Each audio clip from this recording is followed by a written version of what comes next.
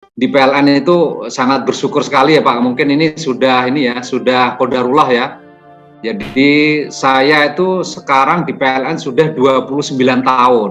Selama 29 tahun itu seperempat masa kerja saya di PLN itu untuk sekolah Pak, 7 tahun sekolah saya. Jadi cukup lama, jadi seperempat dari masa kerja sekarang itu saya sekolah. Jadi makanya saya punya punya tekad bahwa karena saya sudah rezeki dari Allah itu di PLN, kemudian dikasih rezeki sekolahnya juga dari PLN gitu ya.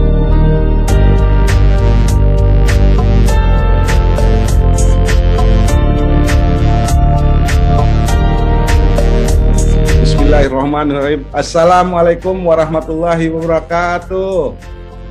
Waalaikumsalam warahmatullahi wabarakatuh. Alhamdulillah, masih tanggal 29 Juni 2021. Setelah pagi saya tadi ke UP2B Jateng dan DIY. Nah, dari Ungaran saya langsung ke Surabaya. Di Surabaya ini ada ketemu saudara sahabat saya, rekan saya. Terakhir saya ketemu sama beliau waktu beliau menjabat sebagai manajer UPB Bali. Nah, alhamdulillah malam ini saya bisa bersilaturahim dengan sosok Taslim. Nah, jadi biar panjang kelihatannya. Untuk mengenal sosok lebih jauh, sosok Pak Taslim ini berikut saya tampilkan biodatanya. Nih biodatanya.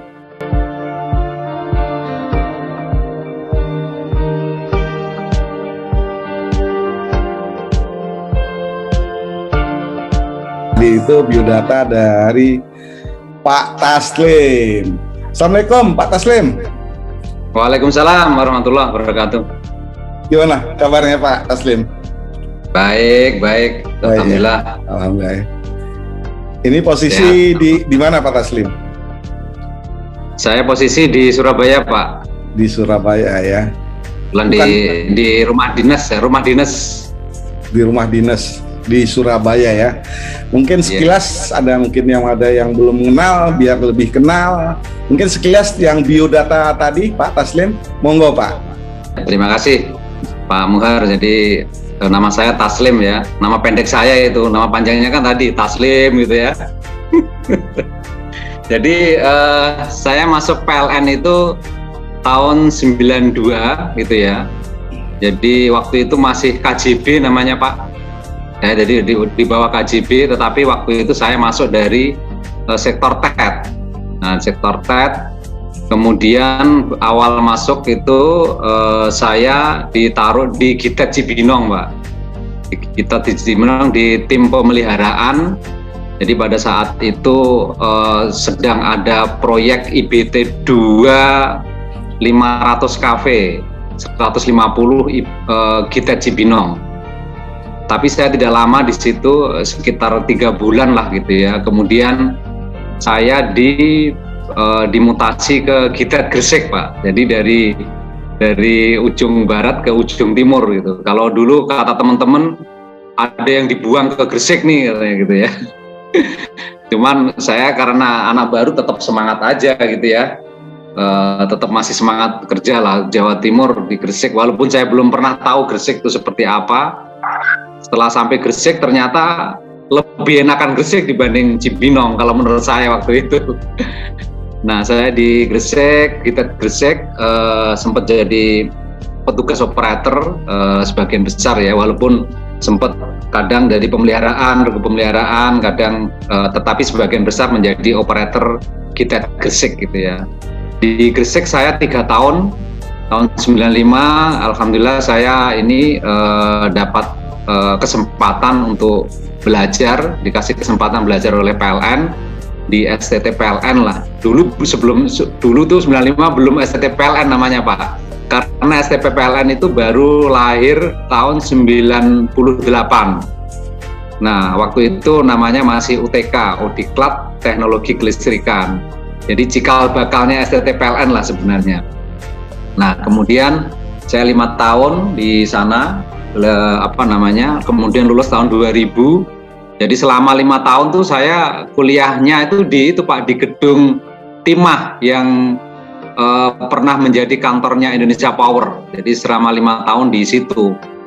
Ya 5 tahun di Jakarta. Kemudian setelah lulus saya dapat tugas di P3B dulu namanya, P3B Jawa Bali ya Pak, nggak salah namanya ya Pak Muhar ya, tahun 2000 itu ya. Jadi pertama kali di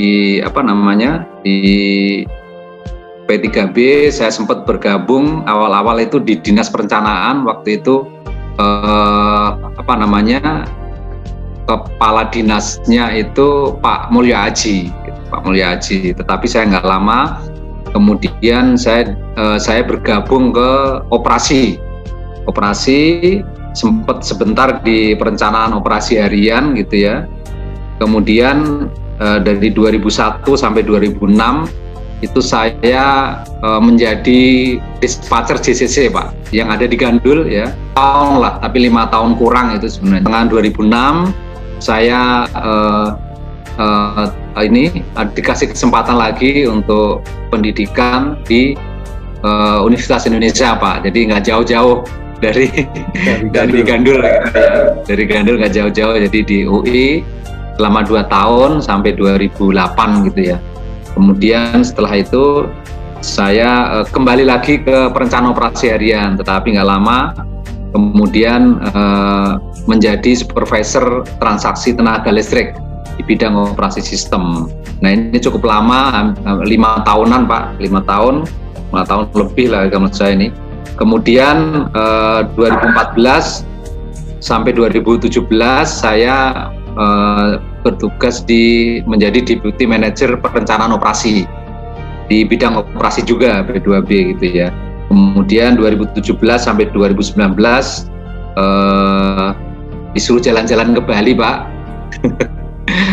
Di unit pengatur beban waktu itu awalnya, kemudian nggak lama berubah menjadi unit pelaksana pengatur beban. Di Bali saya setahun 3 bulan, kemudian dimutasi ke Surabaya, suruh jalan-jalan ke Surabaya Pak. Dan sampai sekarang saya masih di Surabaya di UP2B Jawa Timur itu Pak Muhar. Berarti kantornya tetanggaan sama kantornya di Waru Pak, unit Indo Transmisi ya. Betul. Sebenarnya dulu kantor itu punya UPB Pak, tapi sekarang dibentuk UIT, akhirnya dibagi 2 gitu ya. Jadi seperti itu. Jadi kontrol centernya di sana masih ada. Baik. Terus di sini menariknya pas habis dari Gersik, gimana ceritanya? Kenapa bisa ke STT PLN itu gimana Pak ceritanya? Ada kriteria khusus atau gimana Pak Taslim? Iya, jadi memang dulu waktu tahun 95 itu sebenarnya UTK itu tahun 94 Pak. Itu sudah ada perekrutan siswa baru gitu ya. 94 itu angkatan pertama, nah saya angkatan kedua 95. Jadi memang ya kriteria inilah Pak ya, biasa harus sudah pegawai 1 tahun kalau tidak salah. Kemudian ya tentu saja melalui tes ya Pak ya, melalui tes ya alhamdulillah lolos gitu ya. Kemudian diberikan kesempatan untuk belajar di sana. Jadi sebenarnya saya di PLN itu sangat bersyukur sekali ya Pak. Mungkin ini sudah qadarullah ya. Jadi saya itu sekarang di PLN sudah 29 tahun. Nah, saya itu selama 29 tahun itu 1/4 masa kerja saya di PLN itu untuk sekolah Pak. 7 tahun sekolah saya. Jadi cukup lama, jadi 1/4 dari masa kerja sekarang itu saya sekolah. Jadi makanya memang ya saya punya punya tekad bahwa karena saya sudah rezeki dari Allah itu di PLN, kemudian dikasih rezeki sekolahnya juga dari PLN gitu ya selama 7 tahun. Saya pengen bertekad tetap mengabdi ke PLN ya insya Allah sampai pensiun kalau dikasih umur panjang gitu ya, dan saya bertekad memberikan yang terbaik buat PLN, seperti itu Pak Muhar. waktu kuliah itu berarti statusnya pegawai tugas belajar gitu Mas ya? Betul, pegawai tugas belajar Pak. Nah, berarti bebas tugas dengan PLN? Iya, jadi selama 7 tahun itu kerjanya cuma sekolah aja saya Pak, full sekolah itu. Terus selesai dari STT PLN, balik ke Gandul lagi ya? Atau ada penawaran atau gimana itu? Sebelumnya kan saya di Gresik Pak, jadi ke Gandul itu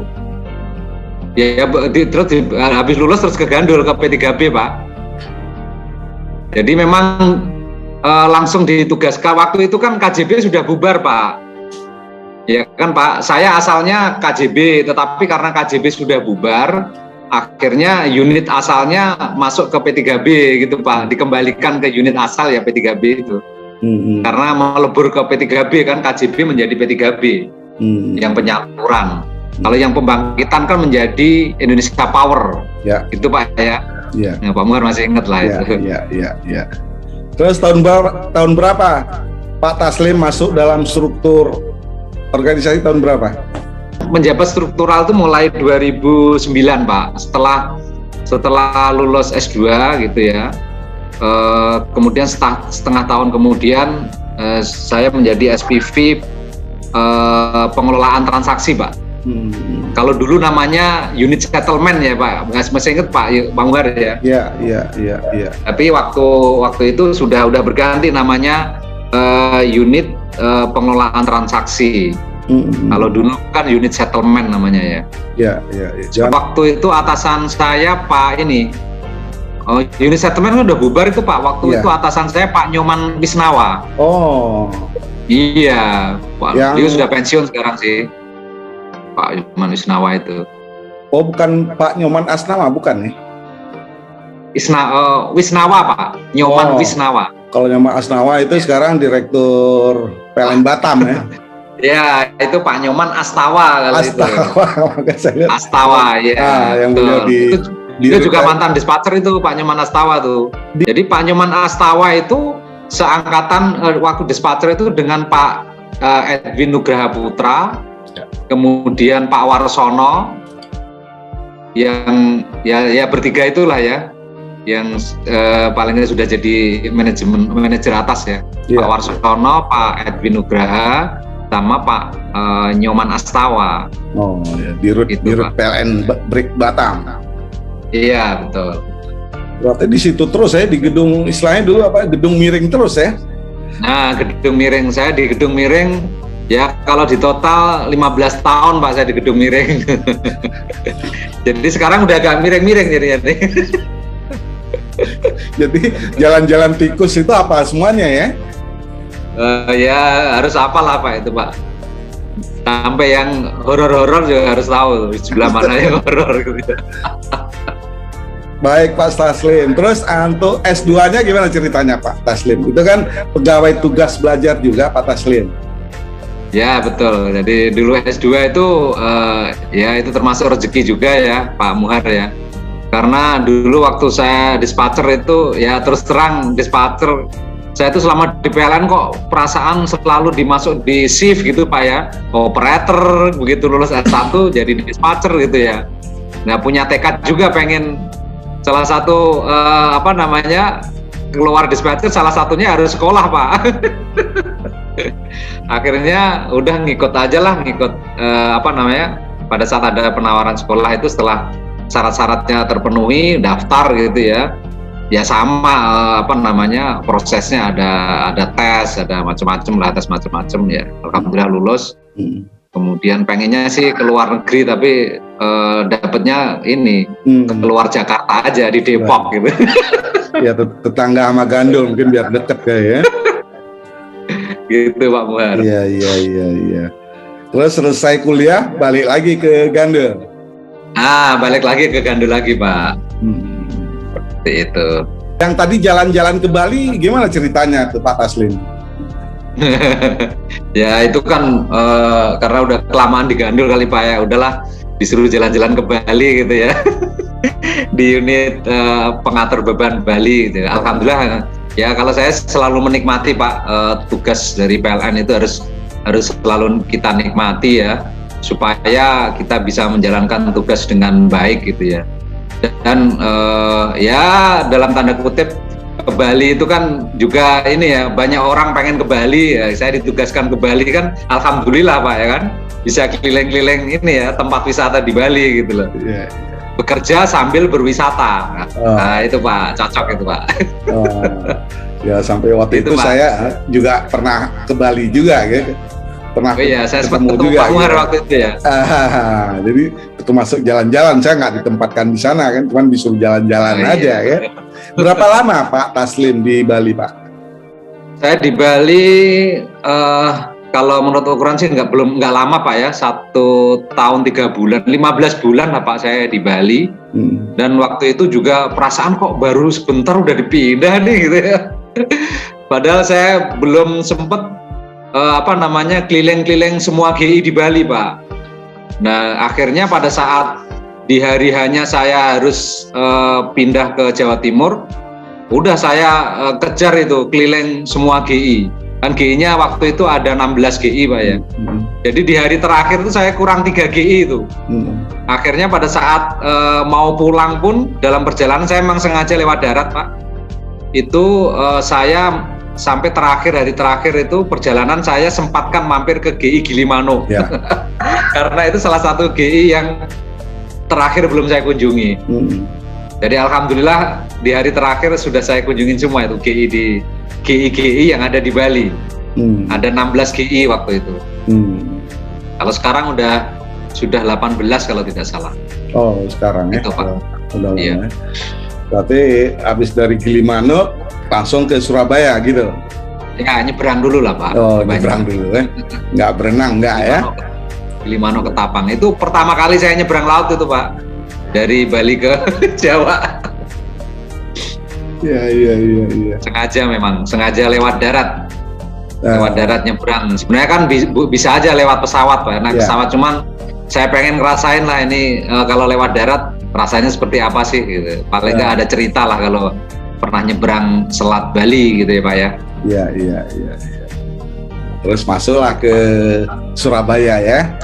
Iya betul. Masa-masa pandemi ini dispatcher sendiri gimana? Sistem kerjanya di sana gimana Pak Taslim? Kalau dispatcher, teman-teman dispatcher ya sama Pak, karena ada shift ya. Jadi dalam sehari itu 3 shift Pak. 3 shift kalau kondisi normal ya. Tetapi pada saat kita dalam kondisi karantina itu ada 2 shift Pak.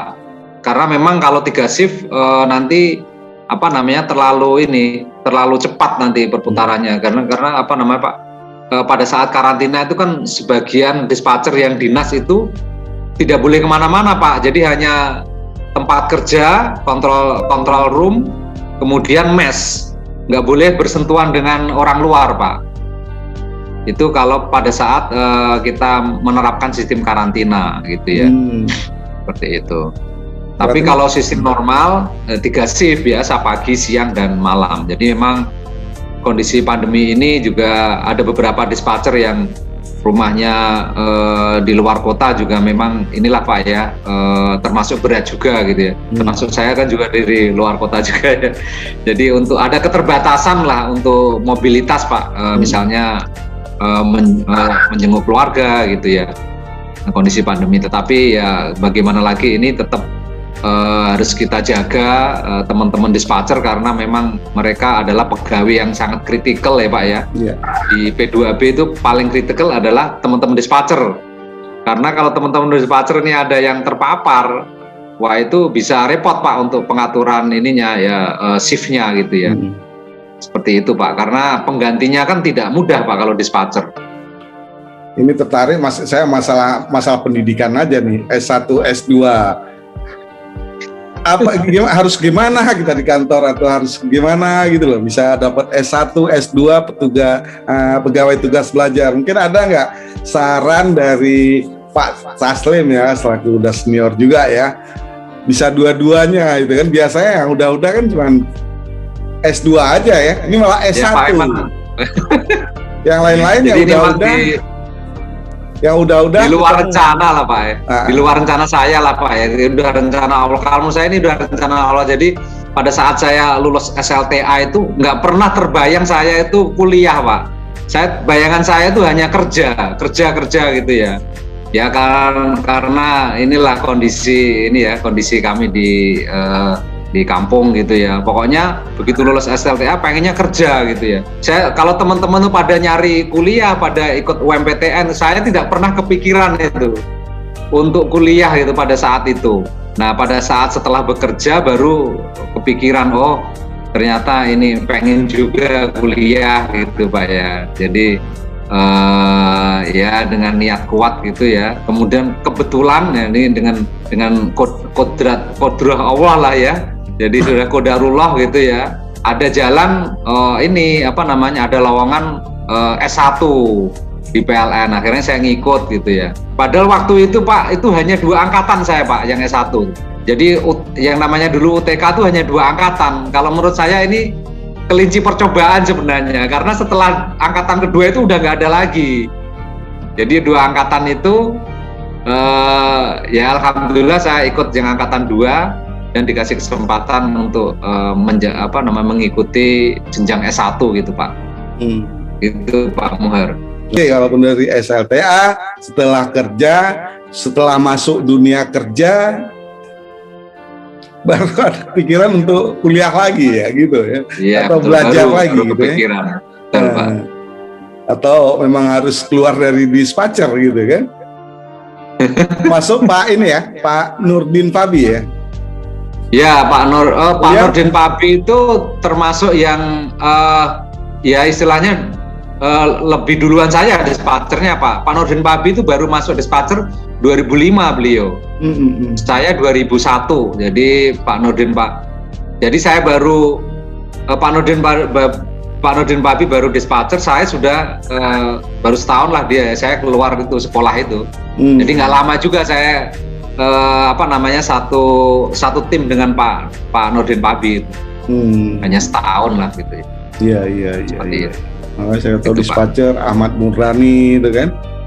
Ahmad Murrani, ya betul. Kan S2 juga kan di Australia deh ya.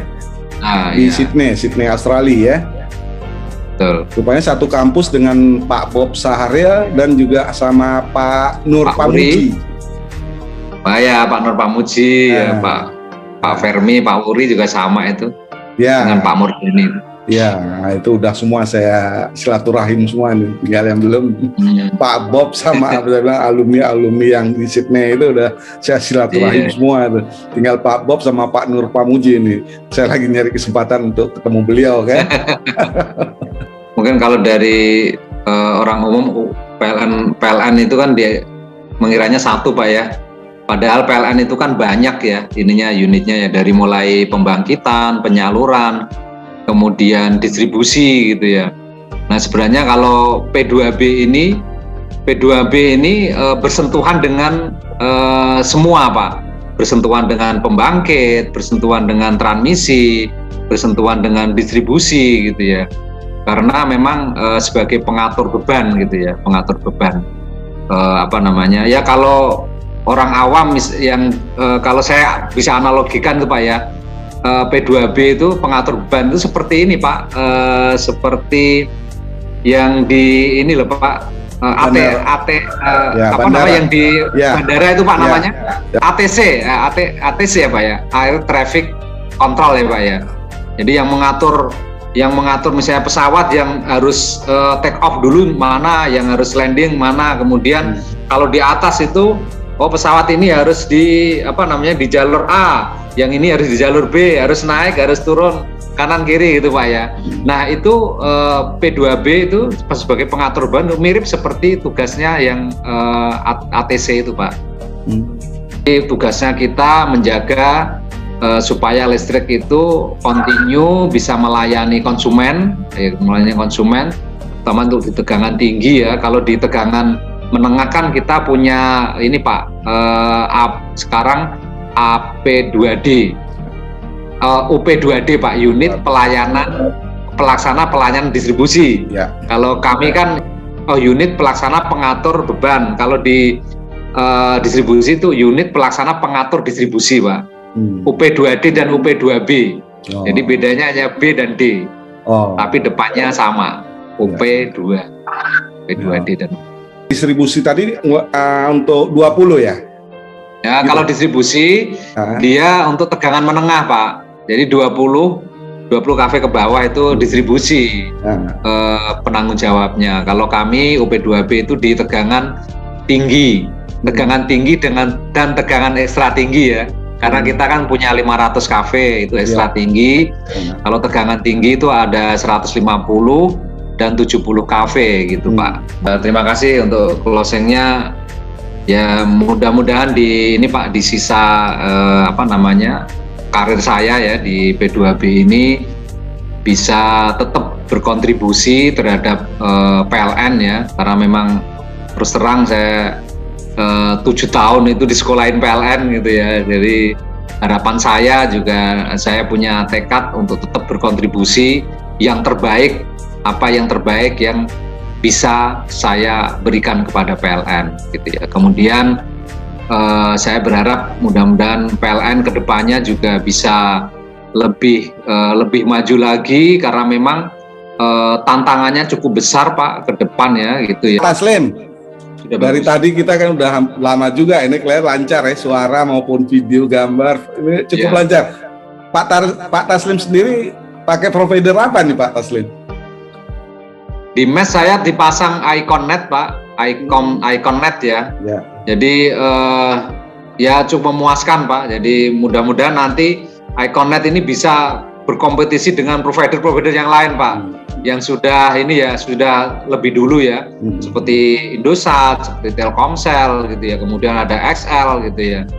Nah harusnya IconNet ini kedepannya bisa berkompetisi karena kita punya keuntungan Pak. Kita kan sudah jaringan listrik kan sudah sampai ke pelanggan pelosok ke pelosok semua ya. Nah itu juga sebagai keuntungan buat PLN untuk mengembangkan bisnisnya di samping bisnis jual listrik ya. Nah ini jualan jualan kuota lah gitu. Termasuk gitu, di kantor sama pakai IconNet Pak, pakai Icon gitu. Itu satu hari berapa kali tuh Zoom gitu? Wah kalau Zoom memang selama pandemi ini ada Pak ya, ada hikmahnya ya kalau saya. Dulu kan kalau kita mau ingat ya Pak, mau video conference tuh waduh persiapannya adalah sehari sebelumnya gitu.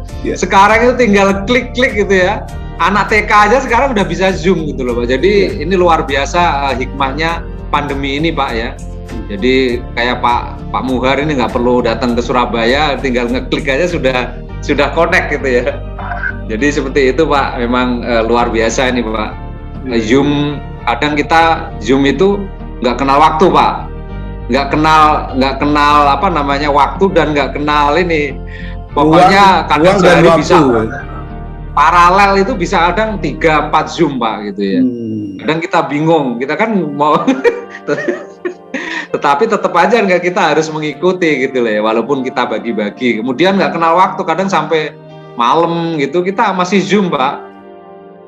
Dan itu sudah dirasakan oleh rekan-rekan PLN semua sebenarnya ini. Gitu Pak.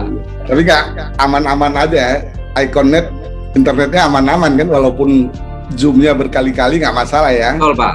Iya nggak masalah Pak. Masih bagus ya.